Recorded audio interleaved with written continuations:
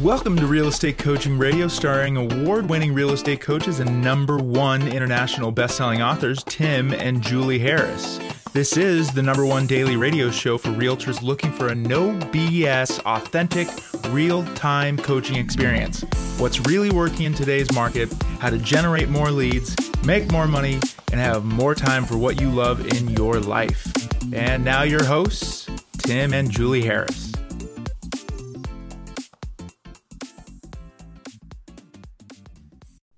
3, 2, 1, and we're back. And Julie Harris, it is May the 10th, 2021, and we're going to pick up where we left off. I think this is show number 4, and we're doing it on really basing our podcast series that we're doing right now on Napoleon Hill's Principles of Success. I believe there's 17 principles, correct? Yes, that's true. And a lot of people have never even heard of his 17 Principles of Success because Think and Grow Rich is so popular. That's right. Speaking of which, we'd love to give you a public domain copy of Think and Grow Rich, in addition to our book, The Real Estate Treasure Map. And if you want to get those books for free, and I mean no strings attached, free, you just text us 2021 to 47372, and we're going to text you back a link. And with that link, you can then download those books. There's also 4 other books there as well, including your 12-month lead generation plan. So go ahead and text 2021 to 47372. Text 2021 to 47372. And like I said, when you do that, we're going to text you back a link, and the link's going to then allow you to go and download Think and Grow Rich for Real Estate and the Real Estate Treasure Map. So do that immediately, and you can do that while you're listening to the podcast. You can do it right now. Just go to your SMS widget and then just type in 2021 and then text that to 47372, and you are on your way to having your own real estate treasure map, which is your fill-in-the-blank business plan, and a free copy of the public domain version of Think and Grow Rich for real estate. All right, so Julie, let's pick up where we left off last week, and we were talking about these success principles, and we were up to principle of success number 7. We did 7, and we're going to start with 8. Oh, so you're right. 7 we ended up with. You're correct. But that's okay. Principle of success number 8, acting with enthusiasm. Our passion and our burning desire to succeed is more powerful than all logic. Enthusiasm comes from within to intensify our faith and motivate us to massive action towards success. Kind of funny, almost like we read that when we wrote the massive action business plan, right? The 90 days massive action. Which is part of the Real Estate Treasure Map. Indeed. So just saying. Okay, but that's what Napoleon Hill wrote, that enthusiasm comes from within to intensify our faith and motivate us to massive action towards success. Well, here are some notes that I wrote down. You can feel free to enhance or delete as we go here. But the thing that came to my mind first was, would your prospects and clients describe you as enthusiastic? And, you know, I remember many times that you and I would occasionally pick up clients and they'd be like, gosh, you guys just had more enthusiasm. Or I've been working with the same agent and they just don't seem to be listening to me. You know, there's versions of this. Well, but here's the thing. When you're talking to an agent and you're doing a free coaching call with them, if they're coming off too droll and monotone and overly analytical and, maybe asking really good, thoughtful, logical, intelligent questions, but they have no energy and enthusiasm, they're going to have a hell of a lot harder time getting anyone to work with them. The key to basically, I'll tell you right now, guys, if you're brand new in the real estate business or if you've been in the business for a long time and you're not yet figuring out or haven't yet figured out why it is you're not more successful, it really does come down to energy and enthusiasm. If you don't know what you're talking about, if you're like totally and completely new, let's just say you're consciously incompetent, you don't know a lot, but you have lots of energy and enthusiasm, you'll find that people will still do business with you just because you made them feel a certain way. And what was that Maya Angelou quote, Jolie? I think it's in here somewhere, but yes, people will forget specifically what you said, but they will remember how you made them feel. That's right. And I have to say, I remember, I'm sure you do too, a lot of our beginning listing appointments, it was all about enthusiasm, right?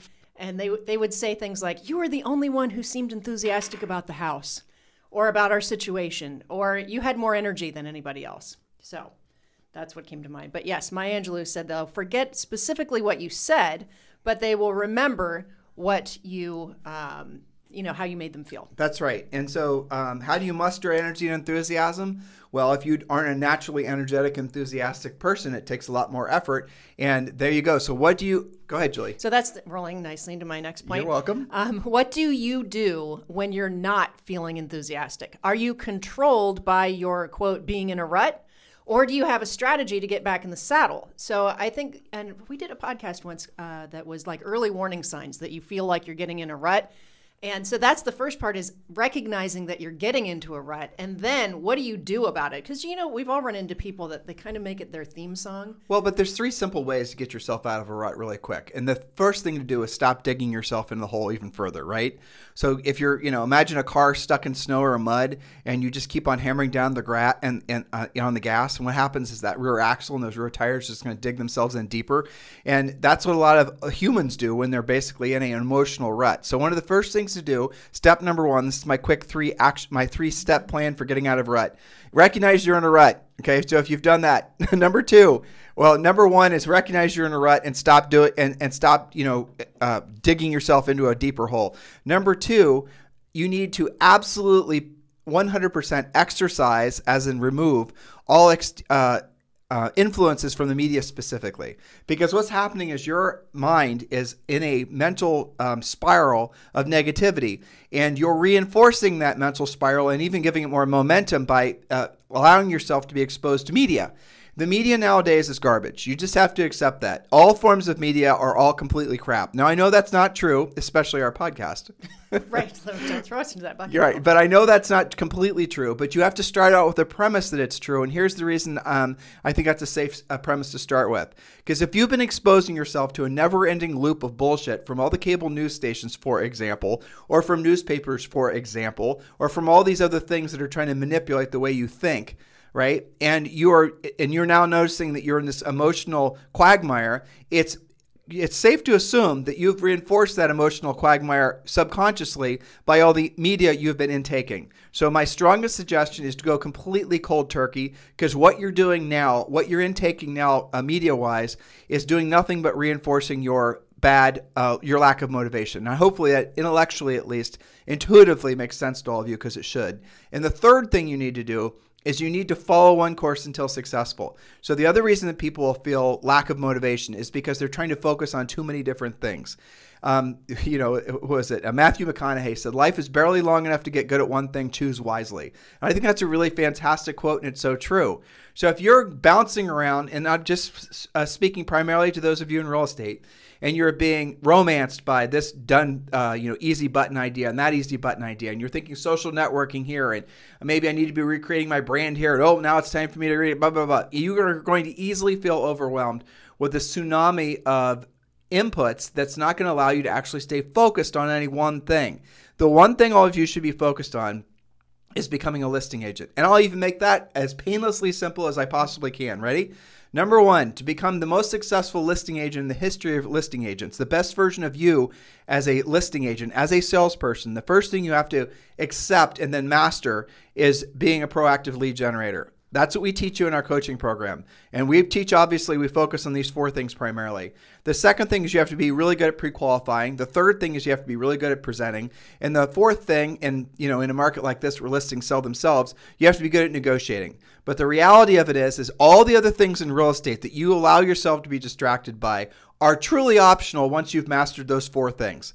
And I mean that in the most literal, I'm not even trying to challenge you with this, guys. This isn't even a think about point. No, it's a fact. It's a fact. If you get good at proactively lead generating, pre-qualifying and presenting, and then again negotiating, everything else in real estate can be delegated or frankly not done. And yes, I'm talking to you, social networking. Yes, I'm talking to you, Mr. TikTok video master. Yes, I'm talking to you, Mr. Branding. Yes, I'm talking to you, Mr. Guys get the point here? Because at the end of the day, real estate is about being of service to other people. And if you can learn to be at service at your highest skill set towards attracting listings, there is no limit to how much money you're going to make from all the people you're going to help.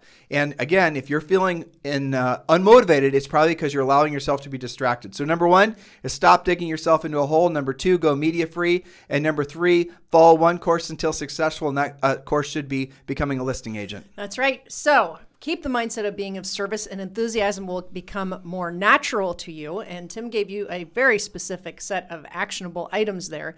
Think about how much better you feel when you take a listing. Now, some of them haven't taken listings yet, and they're soon to find out. But those of you who have, doesn't your mindset instantly change? Isn't your enthusiasm better? Here's the breakthroughs that you see in coaching clients, right? The first level is going to be is they realize they can be a listing agent. They don't have to be stuck working with buyers until the cows come home. Yes. The next thing is they can work with, okay, now I've learned how to be a listing agent. They're taking listings, they're taking the easy listings. They're taking the listings from their centers of influence and past clients. Yeah. They're not taking listings that are competitive. And the real breakthrough comes when they actually set an appointment with someone who they have no social connection with, no center of influence past client. This is somebody that they proactively lead generated, and then they competed. So they're presenting to a seller who they're a stranger with, and then they competed with other agents, many of which may have been the seller's centers of influence and past clients, and win. When you have that breakthrough, when you realize you have a scalable skill set that allow you to essentially at will set listing appointments and take listings, then you are on your path to being financially free. And all of you can get there. Many of you, why are you resisting? Why is it that you're wanting to beat your head against the wall for another year trying to focus primarily on buyers? It doesn't make sense. It's working with buyers getting easier and harder. Mm-hmm. And I know and by the way, the people that are wanting to talk about the real estate market crash and wanting to beat that drum, they always come out this time of year and it's just clickbait at this point. Julie and I've got 20 really well drilled down points we're going to be talking to you when we get through these success principles. And we're going to be presenting to you why there is no real estate crash on the near horizon, 3 to 5 years. And we're going to give you very specific points with very specific facts. It's not going to have a political agenda. And please understand, please understand, you do not really necessarily care what direction the market is going. If it's going up, you can service sellers, you can service buyers, you can make money. If it's going down, same thing. You are going to develop the skill set that you're no longer going to be dependent on whatever the prevailing market conditions are, because you can help people and make money no matter what direction the market's going. Guys, you got to realize that those of you out there who think that you can only make money in an upwards buoyant market like what we're experiencing now what you're starting to see is how that actually is sort of true if you're a listing agent, but really not that true if you're a buyer's agent. We're at the extreme of it. So when we get to the point, and I don't think it's going to be anytime soon, and we're going to give you those points soon, when the market does start to move back towards being a balanced market or a buyer's market, you're going to learn then how to migrate towards the new opportunities in the marketplace. But don't be fearful, or don't allow people to motivate you to do dumb things out of fear that the housing market, some kind of a crash is looming. And I've been seeing these emails again. They come up every year. People trying to sell you guys to be on REO lists and all that. When that market comes back, I promise you, Julie and I are going to be the first ones in the marketplace to really provide for you the pathway forward to leverage whatever the new business opportunities are. But for now, it's exactly what we're telling you. That's right. And I really think that not knowing those facts, you were talking about upgrading their skill set because that affects their mindset. Not knowing things like why we're not headed for a crash anytime soon, I think is kind of malpractice because it causes them to believe some of the conjecture and some of the misplaced articles and YouTubes and all that kind of stuff. They become subject to that kind of influence. You guys only have a limited amount of time, limited amount of energy, and limited amount of money. And if you start putting those energies towards, it was the third point that I just gave you, if you start putting those energies towards things that are not going to put you in a position to help people make money in the next 90 days or less, you're going to lose another year. Because you basically thought you were smarter than the whole market, and you thought you were going to get ahead of the default market, or you thought you're somehow going to figure out a different way to make it so you don't have to do the work you don't want to do. At the end of the day, guys, it really is about doing what you don't want to do when you don't want to do it at the highest level. Next point, Mrs. Harris. That's it. So principle of success number 9: practicing self-discipline. Napoleon Hill wrote, "Self-mastery is essential to success. Self-discipline is enforced by controlling your thoughts and your actions, thus balancing our outcome." And off, the top of my head, some points were 30-minute rule for all volatile or potentially volatile situations. Practice self-discipline. Why? Because your first reaction might not always be the best. So you need to explain what that means. Well, we're talking about real estate, and there's all kinds of, not that this ever happens, but, it could be when you're negotiating. I see a lot of agents fighting back and forth about why didn't the listing agent call me and tell me exactly how to win the offer, and people throwing around texts and, social media posts and all this stuff. When in fact, what the listing agents usually say is, if you read the comments, you'd know how to win. Well, but what you're saying specifically, to not react, not to come out swinging. What you're saying is that you have to assume your first reaction is not the reaction you want to take to the bank, right? So give yourself a breather, and you might find your first reaction was the right one, but for the most part, it won't be. And I'll tell you something I personally do.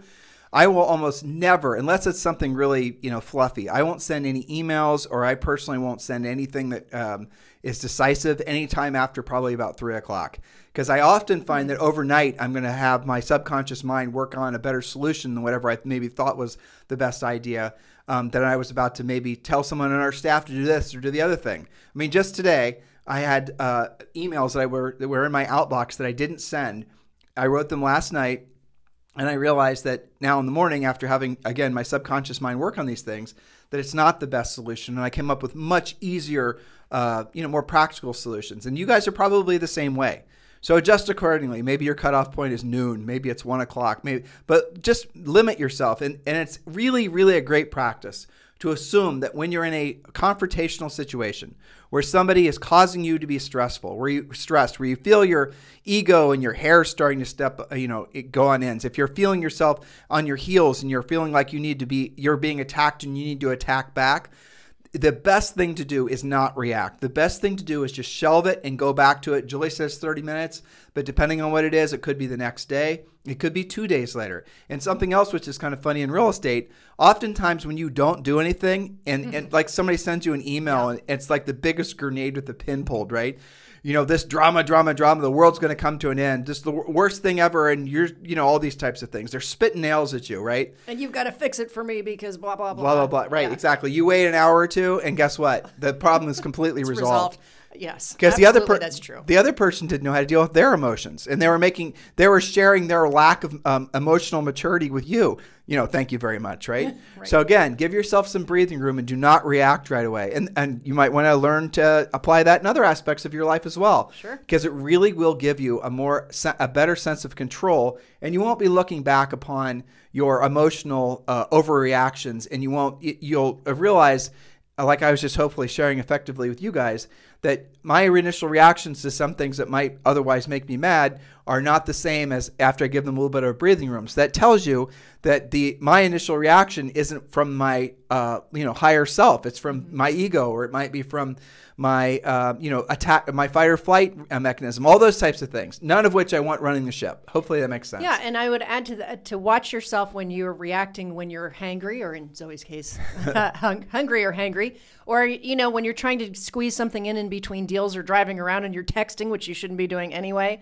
So watch your reaction times and what's appropriate, and take a breath. Well, you mentioned texting. Any sort of digital, that's the worst. That's the worst, because a lot of people are very, very crappy at conveying what they're trying to say in short texts or messaging. So again, really misconstrued. There was a lawsuit. I think one of the agents was sued over trying to say that the back and forth in the text constituted some kind of contract. And whoever the ruling agency was like, no, that doesn't count. You can't go back and forth and argue that text worked. And it was all taken out of context. Everybody was emotionally wound up. So just stop doing that. Okay, so next is something I also see from coaching clients often. My point here was operate from fact, not from fiction. Don't make up in your head, quote, what must be happening. Get the truth first. This happens sometimes, like if a client ghosts you or something like that, and you think that they're mad at you, or you said something wrong, or you start spinning out of control, and then 2 days later you find out that they were out of town, and that's why they didn't call you. So get the facts. I see that a lot with their negotiating right now, that because this situation is this, and it was just like when I did last week, it has to be like that. Ask really good questions. This is why we have buyer and seller pre-qualification scripts, so you can operate from the truth and then make good decisions. Make sense? Yeah, definitely. So don't. Well, but I mean, this all goes back to being a professional, honestly. Mm-hmm. This is what this all basically is. If you focus on all of our points and everything we teach in our coaching program, it always goes back to essentially having a disciplined approach to literally every aspect of your professional life. Mm-hmm. And sometimes people repel with the word scripts. And you just, mentioned having a script or basically a system. That's all it is, guys, is a system is something, or a script is something that's there to keep you on track. It's a conversation outline. And we change our words sometimes just so that we don't offend anyone, because everyone likes to, crap on scripts. But the reality of it is you're using scripts. The scripts you're using just might not be as good as they could be based on maybe the results that you're getting, right? So you are saying the same thing over and over again. You are using a script that you probably patchwork quilled, sewn together, but it's not as effective as it could be had you basically had more time in the business and had more transactions and have tested the different ways of saying things and how to say them. So when you get one of a Harris script, one of the things we ask you to do is we do want you to use it as verbatim and as exact as you can. And then after you've internalized it from having said it correctly, then you can personalize it. But what 99% of you will do is you'll take our script and then you'll personalize it. You'll think somehow, just because your previous job, I don't even know what you were, a travel agent, or you were waiting tables, or you were a fighter pilot, or whatever, right? You think somehow that background's going to make it so you have some sort of innate ability to write a really good sales script. It doesn't. Our scripts aren't just based on what Julie and I did in our own real estate practice, but they're based on tens of thousands, if not hundreds of thousands of other agents using these scripts over time. So don't skip right to personalizing, because what's going to happen inevitably is you're going to make the script become less effective, because you're going to ruin the whole point of it. When we write our scripts, the questions, they're all questions based. The questions are written in a specific order to help you and help the the potential seller or buyer get to the end zone where they want to be. They're not talking with you just because they like you. They're talking to you because they want to actually transact. 99% of the time that's the case. Now, differing levels of motivation, you can then discern which ones you want to put the most focus on. But the point of a script is for you to get to that point as fast as possible so you can determine what their motivation is. So you can actually find out whether, frankly, they're worth your nights and weekends for the next 3 years. You guys getting my point here? And the conflict, too. A lot of what they deal with is confusion resulting from not having asked those questions, right? Because some pertinent fact comes out during the middle of negotiation. But that's self-discipline, right? It's absolutely self-discipline. Yeah. And we're talking about, use the pre-qualifying questions with buyers and sellers every time on every situation, not I'm not going to do that because they're in my center of influence and they already trust me. Well, so what? You still need to know and understand their situation, right? So don't have different rules for different situations. That's like the biggest mistake agents make when they become successful, right? They get to the point where it goes, what are the levels of learning? I'm quizzing you. Ready? You have unconscious incompetence, meaning you don't know what you don't know. Then you become consciously competent. You're aware there's stuff you got to be learning. Conscious competent. That's the third one. Incompetent. Okay, so let's do it again. Unconscious. I know. Unconscious incompetence. Yes. That's where you're an idiot and you don't know it. Right. Okay. Then there's consciously incompetent, where you're an idiot and now you know it. That's a good place to be, by the way. And then you have being consciously competent. You still have to work on what you're doing. You have to think about it. You are actually using scripts and presentations. But you're kind of getting it together and getting some good results. So you're only an idiot occasionally at the third level. You can still slip into idiocy for sure. You can still slip. Especially if you get lazy. You still have to force yourself to follow your system. You still have to force yourself to basically do the things that are necessary. Your ego is still playing a tug of war with you, saying, oh, you can make things easier. Oh, shortcut it. Oh, let's pop into some Facebook group to see if there's a way that we no longer have to be proactive lead generators. So at the third level, it's very easy. And you can also correlate this to building momentum. But in the third level, that's where the real work is. That's where you're having to work on your skill set and you're starting to do more production. You're starting to feel more successful. And that's also when you can easily fall back into the first level, or you can slide back down of the levels of learning because of the fact that you stopped doing the real work and you didn't ever spend enough time in that third level perfecting your skill set so you can ultimately get to the point where you're unconsciously competent. That's right. And unconsciously competent is kind of like cruising altitude. And I liken it, when we teach this, I liken it to, Captain Sully, who landed the plane on the Hudson. Yeah. He didn't have to go look some stuff up. He didn't hit YouTube to find out how to do it. He had such competence that he saved all those people on that plane. And you remember watching that movie. It was crazy. That's somebody who has unconscious competence. They've done it so many times. They know their stuff so well that they don't have to really think about what they're doing. They just execute. Right. So the point of it is that where you can get to in real estate faster than you think, as long as you don't deviate from the path, right? As long as you don't allow your ego to tell you to meander. When you get to that unconsciously competent phase, that's where whatever comes out of your mouth is better than virtually all your competitors. Your systems are great. Your pre-listing pack is great. You know you can proactively lead generate whenever you want to. Your lead follow-up is phenomenal. You're great at negotiating. You have actually become a true professional. You've actually gotten to the point where you are close to winning the game. But you can't skip the 2 steps. You can't. But that's what agents try to do. Always. So agents try to fake, and you guys can look on Instagram. Look at most agent postings, right? They're trying to fake the fact that they're still in that, they might be in that second phase, right? So they're going to the first phase, which is unconsciously incompetent, where they don't know anything. Then they go to consciously incompetent. And so what a lot of them try to do, and a lot of you are trying to do, is you skip the real work phase, which is the third phase, really the second and the third phase. That's where you actually have to learn how to be a professional. You have to practice. You have to do what you don't want to do, and you don't want to do it at the highest level 90% of the time when you're at work. You have to make yourself uncomfortable. You have to basically step away from the herd of people that are making those, TikTok videos, all the Mickey Mouse, right? You have to actually become a true professional. And right there, when you push through that, when you actually go to the next level, you're going to be amongst the, 1%, 2%, 3% in the world of people in the world who actually stayed the course and stayed dedicated and didn't allow anything else to distract them. You're going to be truly somebody who's on the road to being special. And if you do that, you're going to win, and not just real estate, not just wealth accumulation, but in all aspects of your life, because your brain has been rewired.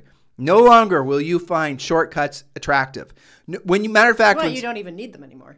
Well, you might not think that you need them. You might not in real estate, but if you're trying to basically learn how to lose weight, or if you're trying to learn how to do other things, you're not going to be attracted to shortcuts anymore. Once you've learned and you've experienced what it's like to do the real work of real estate and get to the point where you're unconsciously competent, you no longer will be able to be seduced by anybody in any aspect of your life trying to sell easy buttons, because you will know once and for all that stuff is all 100% lies. And you have to then realize that your potential in your life is truly what you'd already hoped it would be. But you can't get there unless you actually follow these steps that we're giving you. And I hope that motivates a lot of you. Hopefully, at least it resonates with all of you. Now, the challenge you're all going to have is whether or not you're going to do it, or whether you're going to get done listening to our podcast and click on another podcast where someone's going to be telling you about social media, how you could do a bunch of posts, how you could do a bunch of stuff, and all of a sudden somehow magically sellers start calling you. Guys, it's a lie. You better realize it. You know intuitively it's a lie, or you wouldn't be listening to this podcast. And by the way, this podcast is the #1 listened to daily podcast for real estate agents in the United States. At the very least, the United States. We're listened to in 61 different countries. So there must be more and more people waking up to the fact that the true path to being successful in life, let alone real estate, is the path that Julie and I have helped to hone for all of you over all these past decades. Yes, but follow the path. The word is focus. Follow one course until successful. So the question I have for you guys now is, what are you going to do with this information? Are you just going to sit on it? Are you going to say, well, that was interesting. Those are some talking points. So let me share this with you. If you've not yet purchased the book, Harris Rules, it is really, you can tell by the almost 400 5-star, it's almost 500 5-star reviews on Amazon. It's available at every bookseller in the nation, Barnes & Noble. It's available at bookstores.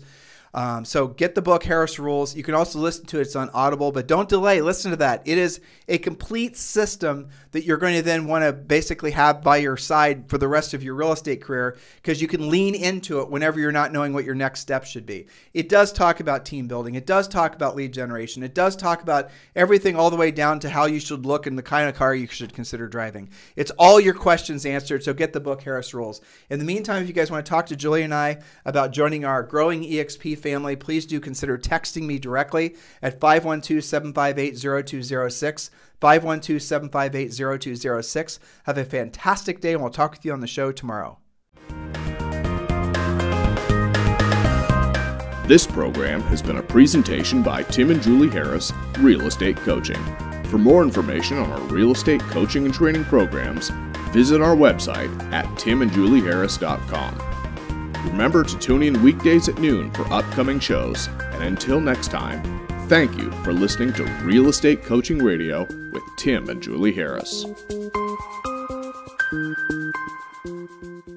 This podcast is a part of the C-Suite Radio Network. For more top business podcasts, visit c-suiteradio.com.